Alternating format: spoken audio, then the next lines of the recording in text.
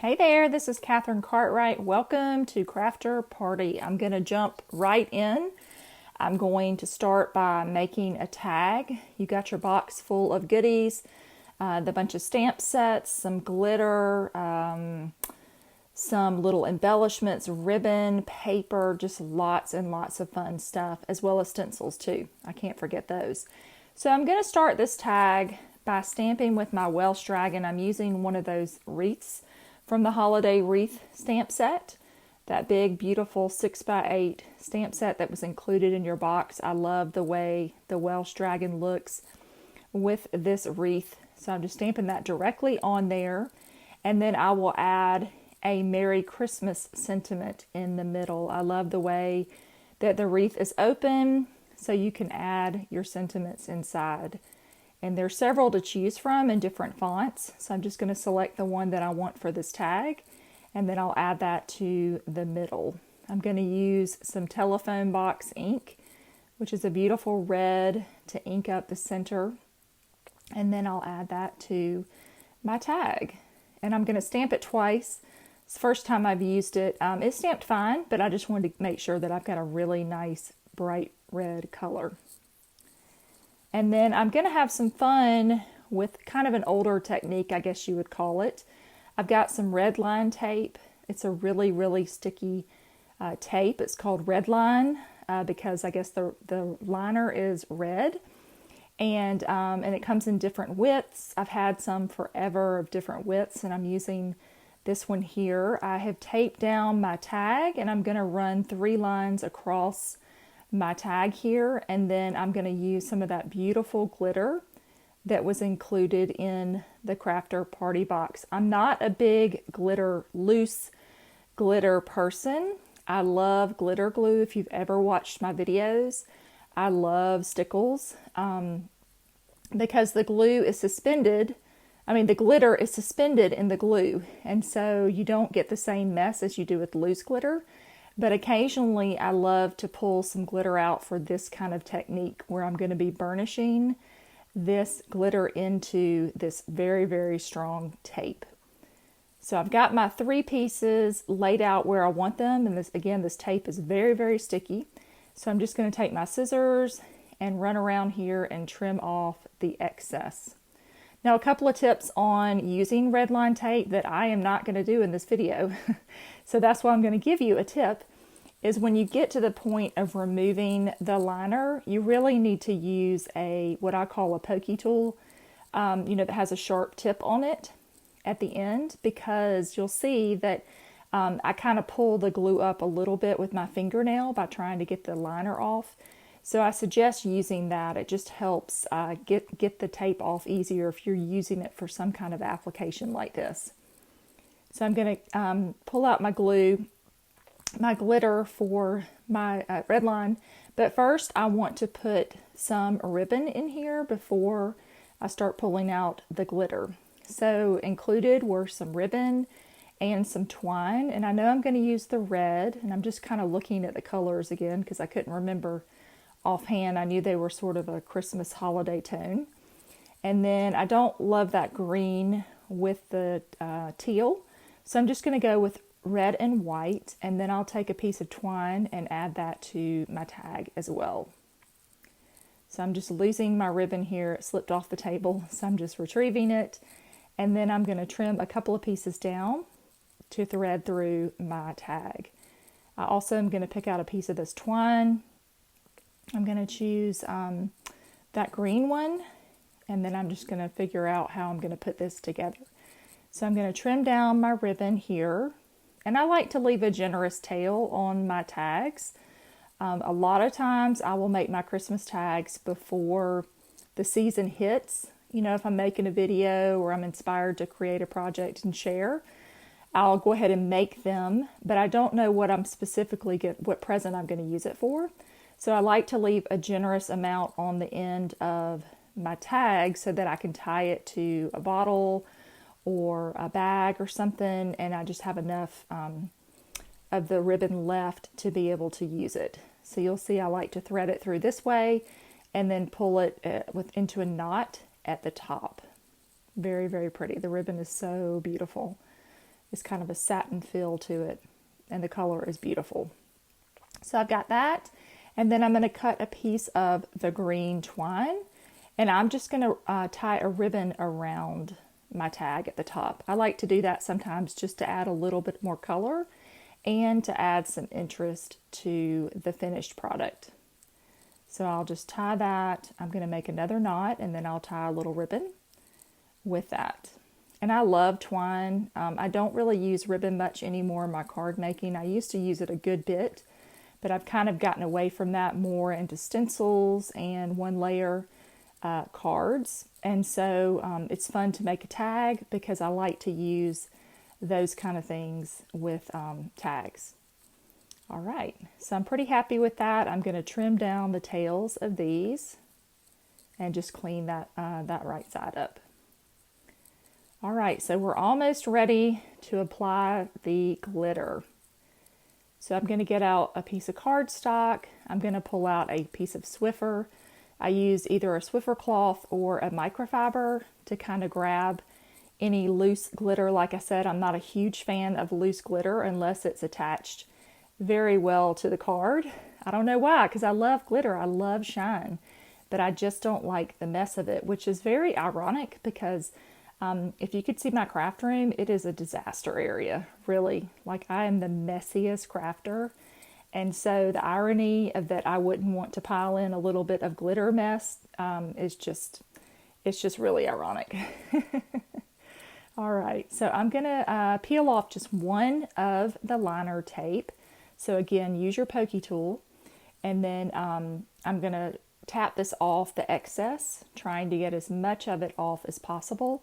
And then I'm going to burnish my finger on the back of it, trying to get that glitter to stick even more. And for a little bit more irony, you can see I was looking for my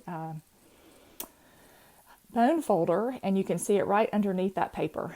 I noticed that when I was getting ready to do the voiceover, that I was looking desperately for my bone folder, and it's right there. So just to keep it real, I'm a very keep it real kind of crafter. So, and there it is again. I just got a kick out of that. We're not perfect, that is for sure, in the craft room. Okay, so let me get back on topic. I'm sorry. So I've got the next piece that I'm going to do. So I'm pressed that green down really well, trying to get as much of the glitter to stick as possible. And then now I'm going to use my gold. And this one I'm going to kind of control a little bit more than I did with the green. I had more room down there, and since I've already got a color, I'm just going to gently tap on there so I don't have quite as much mess to pick up as well. So I've got that layer on there, and you can see I missed a little bit of that end. So I'm just going to take this glitter, and this glitter is so nice. It's such a high quality, and it's very fine, which I like. And it's beautiful for an application like this. So again, I'm going to take my finger, just press that directly onto the paper. You can see a little bit more glitter released. So I've got a nice hold of the remaining glitter. And I'll clean this little mess up again, and then we'll move on to our next color. All right, so I'm using my Swiffer again to get any little bits of glitter up. And then I can move to my final color. So if you didn't want to do the glitter in something like this, you could just cut some strips, some paper strips, and apply those at the bottom if you wanted to add this interest at the bottom of your tag. And then on the back, you could stamp a to from, write a to from, and write your message on there.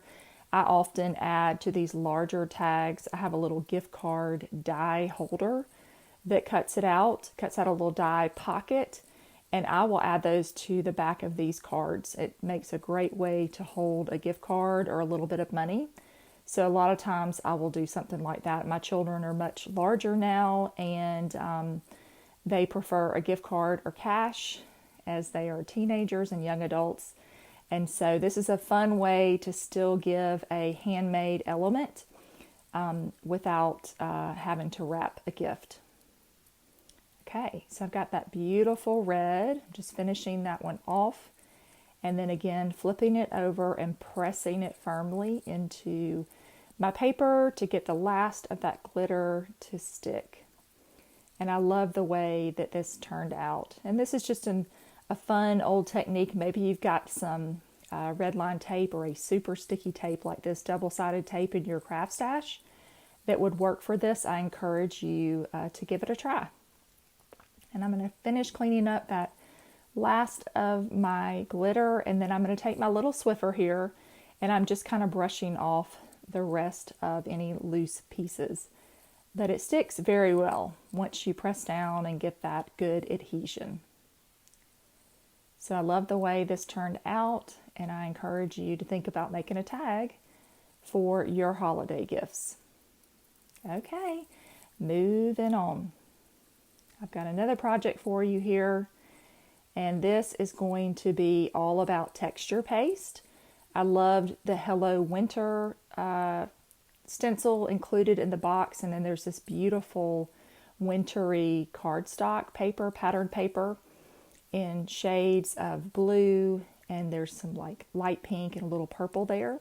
So I'm just flipping through these, picking out a few that I want to cut up.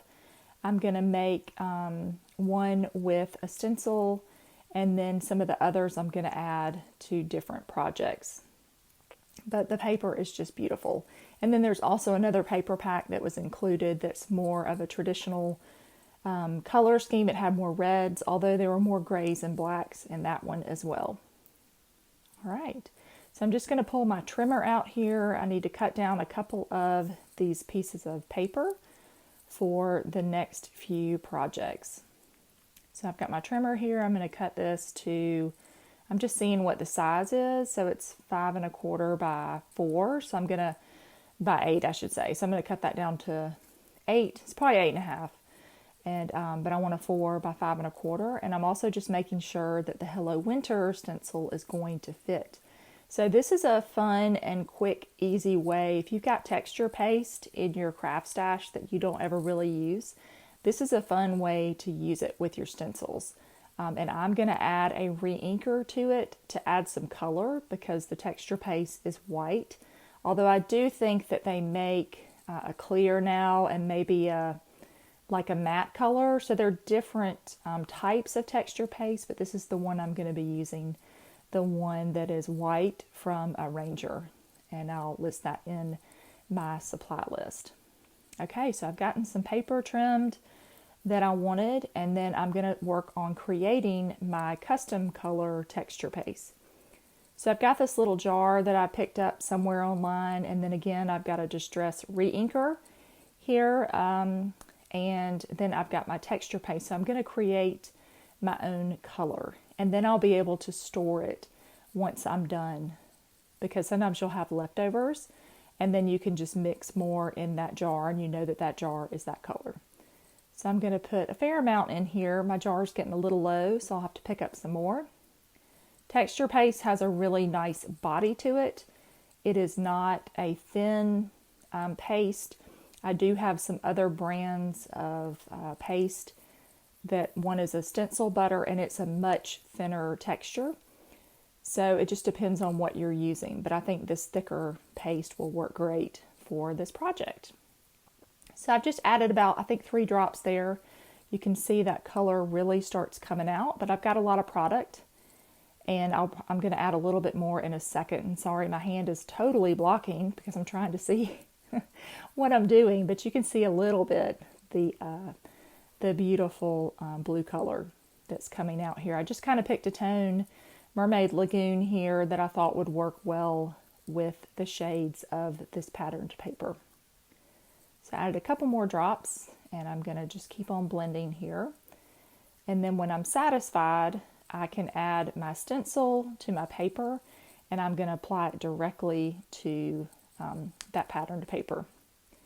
So I've got my Make Art stay platform that helps me hold my stencils, and I'm just going to gently run this through. There are some kind of skinny pieces on this stencil, so I'm having to take care and be careful not to knock them too much out of place. I did have a little bit of smushing, so to speak, where I pushed a little too hard, but I think it still looked pretty good. So I was pretty happy with the result.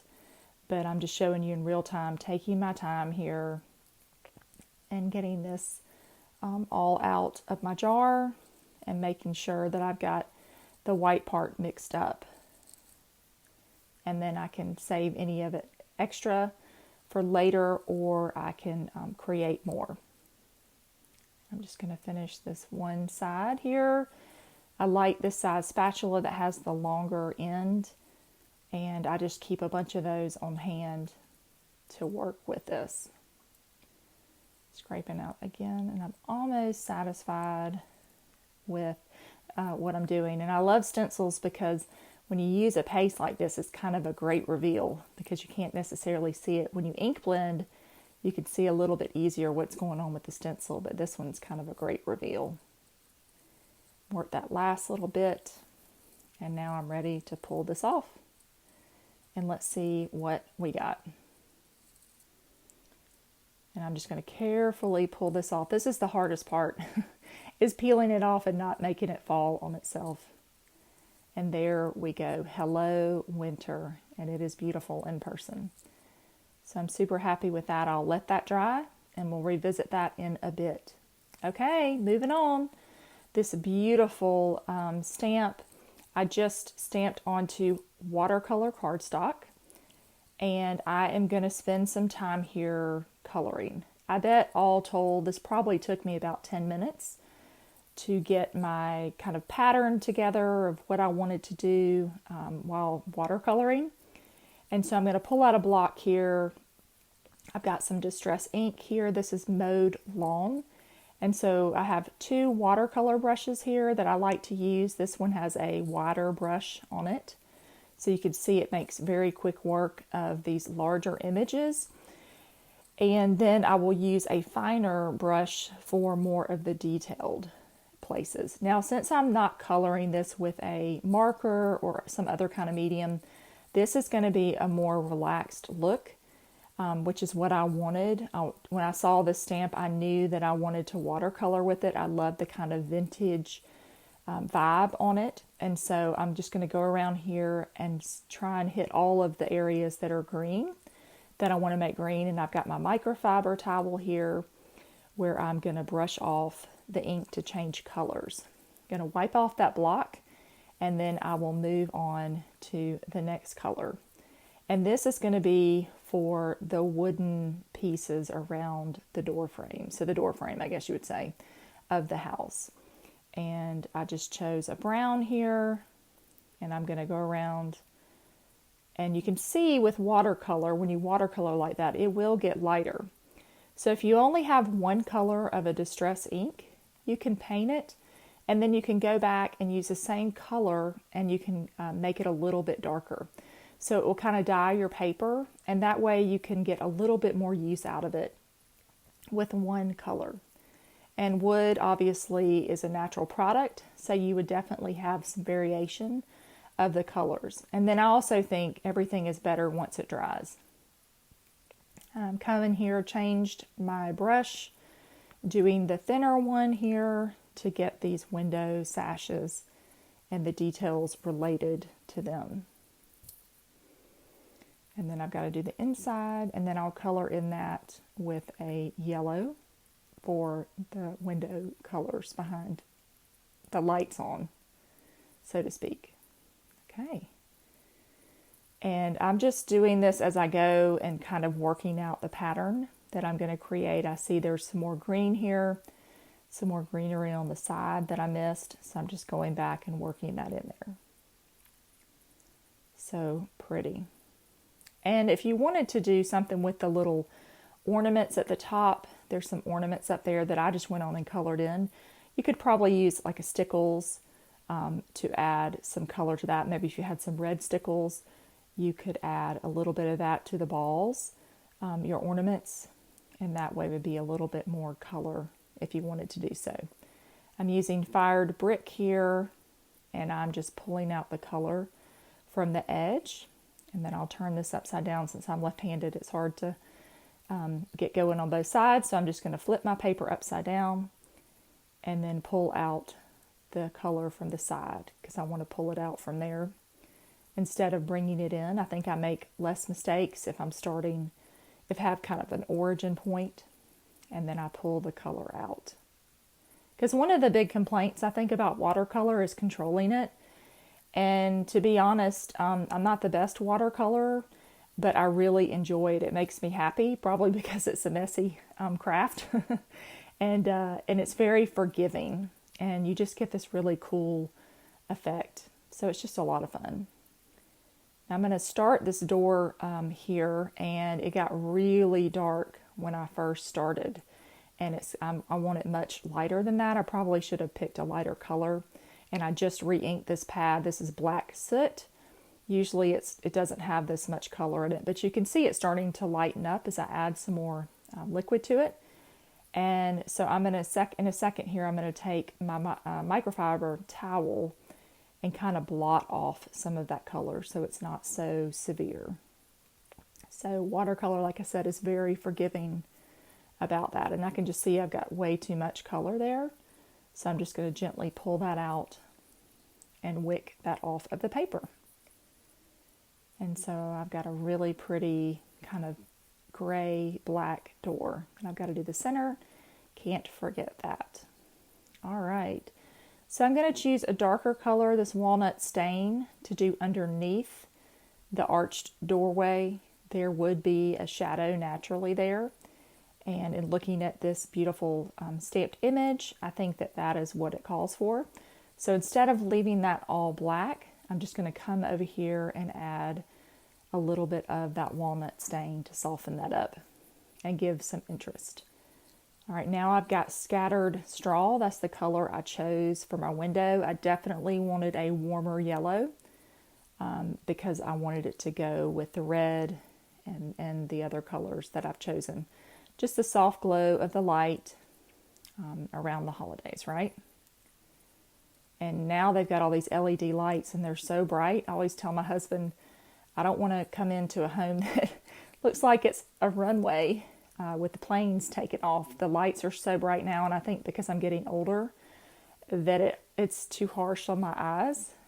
So my husband and I laugh about that. I would like my lights to stay nice and warm. All right, now I'm going to go back to the yellow. These little globes here, which you'll see in your stamps at home. It's a little hard to see on camera. I could have zoomed in. But they're little candles in there, and so they're like little globes with lights. And then I'm going to work on the lantern on the bottom. And so I will add, if I haven't already, add a little bit of blue to the globe. And that will give you a little bit of, make it look like glass. So again, that detail is a little bit harder to see. And then I decided to go back here and finish off my brick wall. And so I'm just going to pull the rest of that color out. I got some more ink out the fired brick. And I'm going to pull that out and let that dry. And now I need to think about my sky. So I'm just kind of playing around with colors and testing things out before I make my final decision. And I'm going to choose faded jeans for my sky. I wanted it to be a little darker for sure. And so I'm just going to pull this up here. And I liked the way it looked next to the red and the green. And so I've just got my liquid here, making sure I've got enough of it to cover my page. And so I love the way that looks. I got a little bit overage there, so I'm just going to use my microfiber towel to dry that off. So it's good to keep something like that, a kitchen towel or something at hand, something absorbent is great to have when you watercolor. I'm going to repeat this on the bottom with the same color. I should have realized that I should have kind of pulled off the walkway a little bit and not put the blue down there. And maybe done like a gray or something for the snow. So I'm just trying to pull a little bit of that color off. And then I'm going to decide to use weathered wood to kind of darken a little bit of the snow where you can kind of see the drawing for the snow. And the first one I picked was way too dark. I don't even remember what that was. And then I went to the weathered wood, and that was a little more of a gray, which is what I wanted for my snow because it does get dirty and it's not always a beautiful color, but I did want to have a little contrast there. And so I'll finish that off there. And then I'm going to let that dry really well before I start cutting it. It will bow a little bit. You can see it's wet, and so I'll let that dry. So in the meantime, I stamped a bunch of these houses. I think it's the Christmas critters that has the little houses with it, like a big house and a little house. And I colored those with my markers. And then I've got some of the crystal clear that was included in your box. And fair warning, I put way too much glue on here. My thought process was I was going to add some glue with some kaleidoscope powder in there.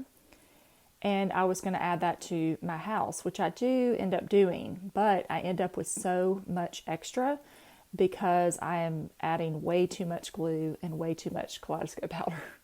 I had that little scoop and I needed probably a third of it. But I'm not going to waste it, so don't worry. But this probably would have been enough glue. But then I decided that I needed to add a little bit more. I had a video for Inktoberfest about kaleidoscope powders. So if you're interested in that, be sure to check that out on Hedgehog Hollow's YouTube channel. That was posted this month, maybe the 10th, I think, of October. So if you want to go back and reference it, I talk a lot about kaleidoscope powders and how much fun they are.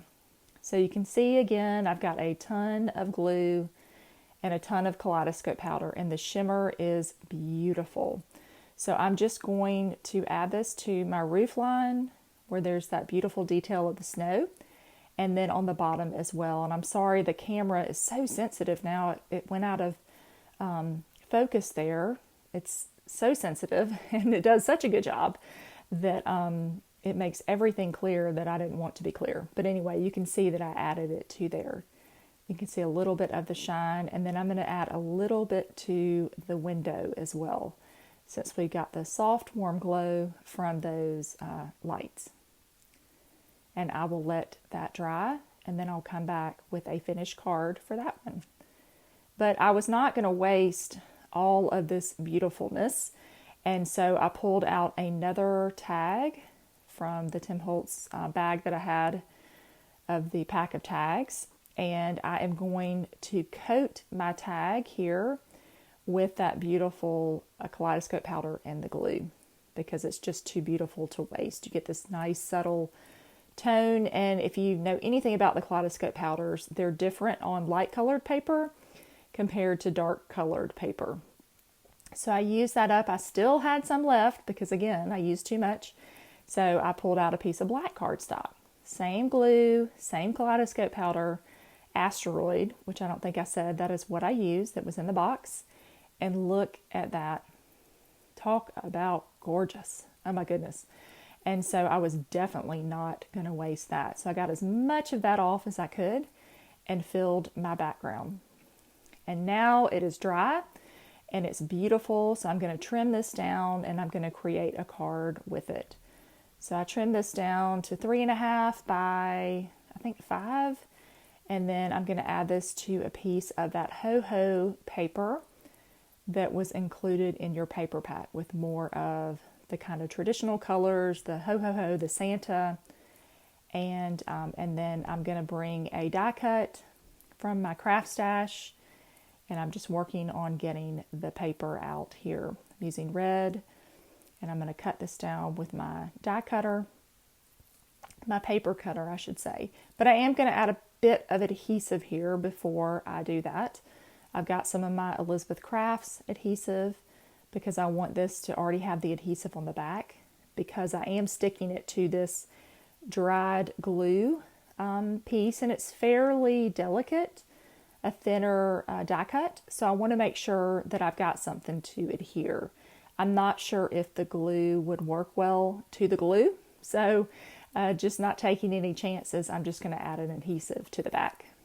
I'm going to pull out my marquee machine here and run this through, and it die cuts beautifully. Everything falls out and it works great on things like that. I've got a review video on that marquee machine on my YouTube channel if you're interested. I did a lot of die cutting with it and trying it out over the last few years, and I have really come to enjoy it and rely on it in my craft room. Okay, so I'm popping this out, and then I'm going to peel off the sticker off camera because it just took too long. But I do remove the adhesive backing here, and then I'm going to apply that to my piece of kaleidoscope powder glue, and it is so pretty. So you can see I'm making a hot mess with it. Oh, I did actually get this off, but then I just have to turn this around and get it to fit. I love adhesive sheets, but they are super sticky, and so it's the trade-off of what you need it for. And now I'm going to lay that down, and I will press that on, and it seemed to stick very well. Just going to place this, and that Elizabeth Crafts adhesive is very sticky, as you can see. But you have just a second there to kind of move it, and then when you press it down, it is not moving. So I'm just going to burnish that in, making sure I get a great adhesion. And then I can go about my business of layering all of this together. I'm using a dry adhesive here because that paper was a little curled. A lot of times I mostly use liquid adhesive, but on this one, I like to use my dry adhesive. Pressing that down, and then I will add this to a red card base. This is an A2 sized card, and I love the way that it worked out with the extra accidental glue and kaleidoscope powder. So that would be cute as is, but I did have some other little cutouts that I made from the Christmas critters. There were all those little pieces, so I've got a little tiny candy cane here and a present, and I'm just going to use my tri-blend markers here to do a very quick color, and I'm going to keep it in traditional colors of red and green. And the beautiful little present. I think there were a couple of presents, a candy cane. I think there was also some snowflakes. I didn't get to use those. I didn't get to them, but I will at some point. And then I'm going to come back here with my marker and color the green ribbon. And then I'll just take a little tiny bit of blue and adhere that to my piece. And that should stick. If it doesn't for some reason, I'll just switch it out to a foam piece of foam dimensional and pop that up. Okay, so merry and bright. Okay, so that's it. Thanks so much for watching. Here is that tag with the beautiful wreath and the glitter on that tape. And then I just trimmed this piece down, the watercolor piece with that beautiful door frame, and added that to a white card base. I'll probably add a sentiment at some point, but I don't know what, since I'm not sure what I want to use it for. It's so beautiful. So I'll have to think about that one. Here is the Hello Winter. I added this to a piece of grape cardstock, and then I also colored a little friend here holding the balloon in some tones of purple and blue. There is that house with the kaleidoscope powder and the glue. Is beautiful. And then I just stamped Welcome Home and added another little critter in the corner. And then here is the Merry and Bright with the extra paper that I made using the kaleidoscope powder and the glue. And then here is an additional tag that I made. I added some of the other little pieces that were included, that Oh Holy Nights from my craft stash, and then I took one of the houses and I added some of this white pearl to it. So it's got some nice dimension, and then I just colored that little house. So I made another tag as well, and then you can see I added that sweet little snowflake. There were some little metal snowflakes included in your box as well. So I hope you enjoy the rest of Crafter Party. I hope you were inspired by what you saw. Be sure to leave me a comment. Let me know if you have a favorite, and thanks so much, and have a great day.